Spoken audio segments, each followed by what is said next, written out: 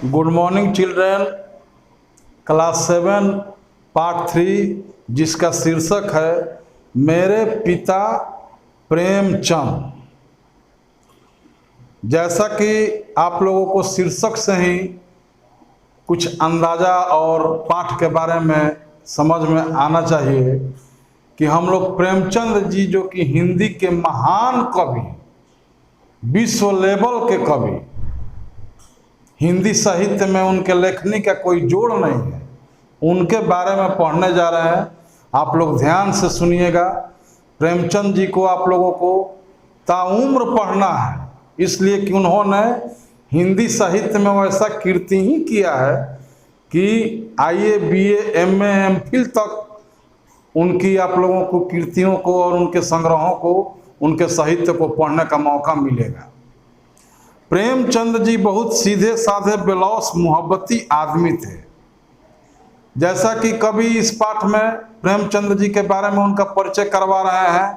प्रेमचंद जी बहुत सीधे साधे बेलौस मीन खारा, जो कि सच बोलता हो, वैसे मनुष्य को उर्दू शब्द है बेलौस मीन खारा होता है, सच्चा आदमी और मोहब्बती आदमी थे। जो भी लोग उनके संपर्क में आए उनको प्रेमचंद का यही रूप देखने को मिला होगा। घर में भी उनका यही रूप था, घर के बाहर और घर के भीतर, अपने बाहर और अपने भीतर कहीं भी उनमें कोई दुरंगापन नहीं था। जैसा कि अमूमन होता है, कुछ लोग घर में अलग बाहर में अलग, खास करके ओहदेदार लोग ऐसी भूमिका ज़्यादा निभाते हैं, अपने लिए कुछ बाहर के लिए कुछ। लेकिन प्रेमचंद जी वैसे नहीं थे। जो थे उसी रूप में घर में भी थे और उसी रूप में बाहर में भी मिलने वालों के लिए उपलब्ध थे, और उनका व्यवहार जो था सदा एक समान रहने वाला था। सब जगह वह एक रूप था, झील के नीले पानी की तरह साफ पारदर्शक।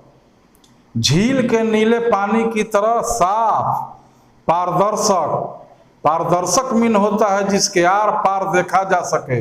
झील के नीले पानी का अर्थ होगा कि बिल्कुल ही स्पष्ट सामने खड़ा होइएगा झील के किनारे तो उसमें आपका प्रतिबिंब दिखाई पड़ेगा, इतना साफ सुथरा और सबके लिए एक समान।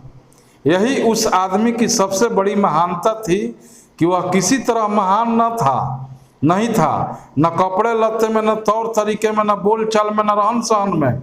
हर तरह से वह आदमी एक साधारण निम्न मध्यम वर्ग का आदमी था, बाल बच्चेदार गृहस्थ, बाल बच्चों में रमा हुआ। प्रेमचंद जी साधारण व्यक्तित्व के आदमी थे, न ज़्यादा विशेष कुछ उनका पहनावा था, न ज़्यादा रहन सहन में उच्च विचारों से ताल्लुकात रखते थे। मध्यम वर्ग के लोग जैसे रहते हैं, एक गृहस्थ फैमिली जैसे रहता है, ठीक उसी प्रकार का उनका रहन सहन था, बाल बच्चेदार और गृहस्थी में रमने वाला। क्या तो उनका हुलिया था घुटनों से जरा ही नीचे तक पहुंचने वाली धोती, उसके ऊपर गाढ़े का कुर्ता और पैरों में जूता, यानी कुल मिलाकर आप उसे देहाती ही कहते, जिसे कपड़ा पहनने की भी तमीज नहीं, जिसे यह भी नहीं मालूम कि धोती कुर्ते पर चप्पल पहनी जाती है या पंप मीन बच्चों यहाँ पे बताया हुआ है कि एक प्रकार का जूता जो कि पहले के ज़माने में हमारे गार्जियन लोग पहना करते थे, वही आज का वो नागड़ा सोल टाइप का जूता हुआ करता था, वह मोची का बनाया हुआ। पंप मुझे अच्छी तरह याद है कि बरसों उन्होंने सस्ते के ख्याल से किरमिच का जूता पहना और रंग रोगन का झंझट न रहे, रोज रोज उस पर सफ़ेदी पोतने की मुसीबत से निजात मिले, इसीलिए वह किरमिच का जूता ब्राउन रंग का होता था। पहले के मोची लोग बनाते थे किरमिच का जूता, जो कि ब्राउन कलर का, भूरा कलर का होता था। अगर उस पर पेंट वगैरह न किया जाए, पॉलिश वगैरह न भी किया जाए, तो वह सादा एक रूप में चलने वाला जूता था, जो कि पहले के हमारे बुजुर्ग पहना करते थे, मध्यम वर्गीय लोग पहना करते थे। मुझे उनके दोनों पैरों की कानी अंगुली की अच्छी तरह याद है, जो जूते को चीरकर बाहर निकली रहती थी। सदा इससे आगे नहीं जा सकती।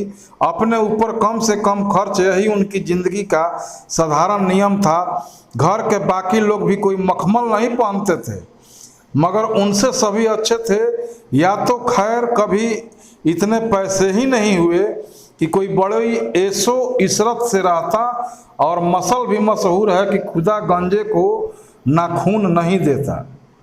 यहाँ पर कभी हम लोगों को यह समझाना चाह रहे हैं कि प्रेमचंद जी की जो फैमिली थी वह भी उनकी ही तरह साधारण जीवन व्यतीत करने वाली ही फैमिली थी। और इसमें एक चीज आया है कि जो जैसा रहता है, जिस आय से बिलोंग करता है, अपना रहन सहन अपना लेता है, खुदा भी उसको उसी रास्ते पर ले चलने के लिए तत्पर रहते हैं। और एक चीज आया यहाँ पे, इसको समझिए कि खुदा गंजे को ना खून नहीं देता। इसका अर्थ यहाँ पे ये हुआ कि जिस प्रकार से खुदा गंजे, गंजे यानी कि जिनके सिर पे बाल नहीं होते, उनको बहुत बड़े बड़े नाखून नहीं देता कि अगर ऐसे से करेंगे, कहीं अपना माथा उथा सहलाने का काम करेंगे तो नाखून बड़ा नहीं रहेगा, जिसके कारण उनके सिर में कहीं खरोच वगैरह नहीं आएगी। ये बहुत दूर की बात है कि कोई भी वैसा काम नहीं करेंगे जिससे कि उनको विशेष पैसे की उसमें लागत आए। जहाँ तक मैं समझता हूँ, उस आदमी को ऐसे इशरत की भूख या हवस भी नहीं थी। उनकी ज़िंदगी में ऐसे मौके आए जब ऐसो इशरत की सुनहरी गली उनके लिए खुली हुई थी। दो एक राजाओं ने भी उनको अपने यहाँ बुला कर रखना चाहा और कदरदानी के ख्याल से ही ऐसा किया, मगर वह राह प्रेमचंद की नहीं थी।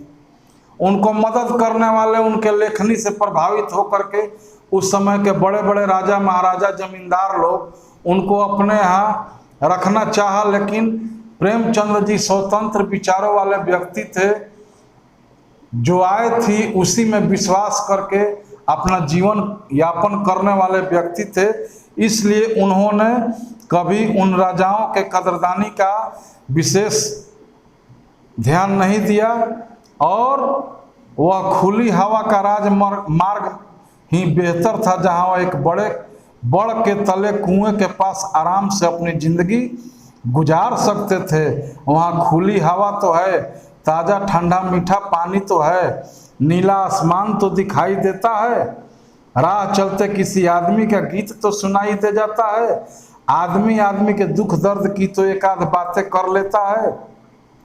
सोने की उस माया नगरी बम्बई, जिसे आजकल हम लोग मुंबई कहते हैं, में तो यह सब कुछ भी नहीं। यहाँ तो इंसानियत भी नहीं, वहाँ तो आदमी को रौंद कर आगे बढ़ता है।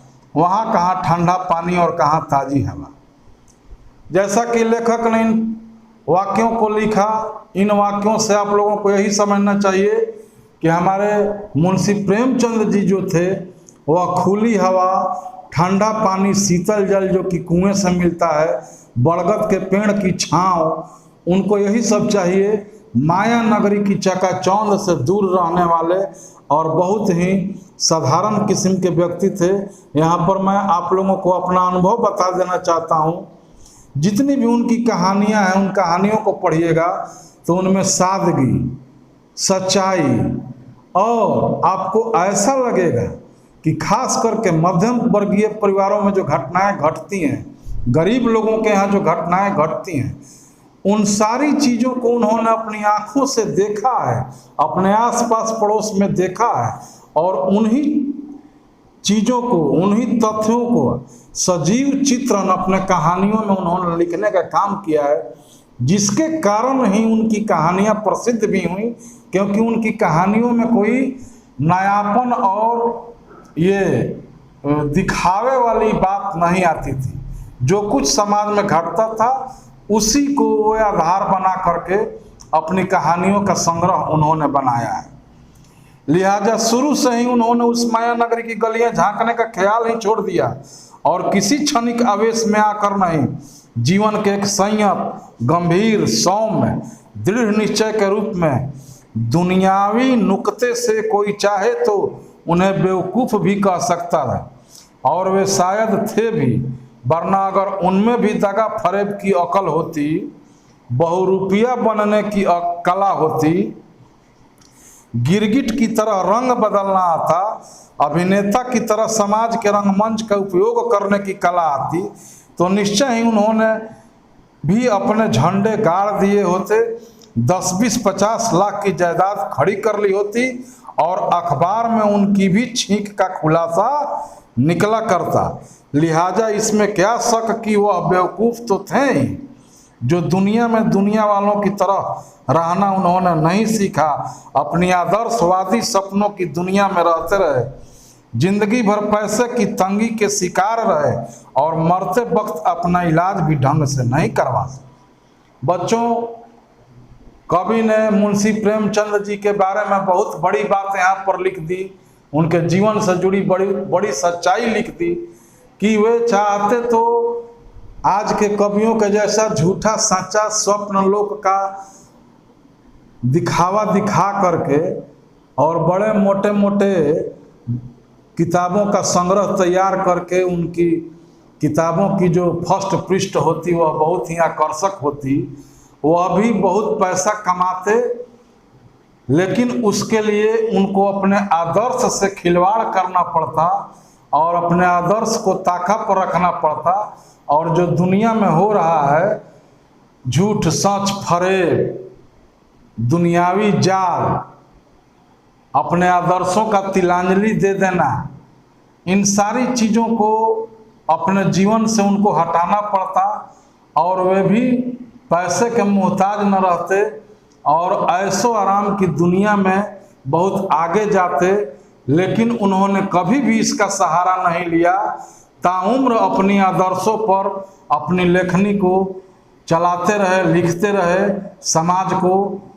समाज का हकीकत बताते रहे और यहाँ तक कि अंतिम समय में एक अच्छा अपना इलाज तक नहीं करवा पाए। ऐसे हमारे मुंशी प्रेमचंद जी की जीवनी थी, जिन्होंने सच्चाई को, अपने आदर्शों को अपना जीवन बनाया था, ना कि इस समय के कवियों की तरह लटके झटके दिखा करके झूठ साच लिख करके दुनिया की हकीकत को बरगला करके पैसा कमाना उनका ध्येय नहीं था। बहुत ही सच्चे और जिंदा दिल और अपने आदर्शों पर और सच्चाई पर चलने वाले इंसान थे। शुरू से ही उन्होंने हम लोगों के संग दोस्त का सा बर्ताव किया। मैं अपनी बात कहता हूँ, वह मेरे सबसे प्यारे दोस्त थे। मुझे याद ही नहीं आता कि उन्होंने कभी किसी बात पर एक भी कड़ा शब्द मुझे कहा हो। मारने का तो खैर जिक्र ही बेकार है, यहाँ तक कि पढ़ने के लिए भी उन्होंने कभी एक बात भी नहीं कही। हाँ, अगर इस सिलसिले की कोई बात मुझे याद है तो यही कि एक बार मैं छुट्टी का पूरा दिन गुल्ली डंडे में गंवाकर शाम को कमरे में बैठा भूगोल का होमवर्क कर रहा था, जो कि अगले रोज मास्टर साहब को दिखलाना था। तो उन्होंने डांट कर मुझे कमरे से बाहर किया था और कहा था, जाओ खेलने कूदने के लिए, शाम को कभी घर में मत रहा करो। यह सही बात है कि हम उन्हें अपनी बराबरी का और अपना सबसे बड़ा दोस्त समझते थे, सबसे प्यारा दोस्त। मुझको अच्छी तरह याद है कि हम लोग पिता के संग खाना खाने के लिए ललकते थे और किसी भी दिन उनके बगैर नहीं खाते थे। सुबह को तो खैर खाना खाकर स्कूल भागना रहता था, मगर रात के खाने के लिए तो हम लोग 10-10 बजे तक रात तक उनका इंतज़ार करते।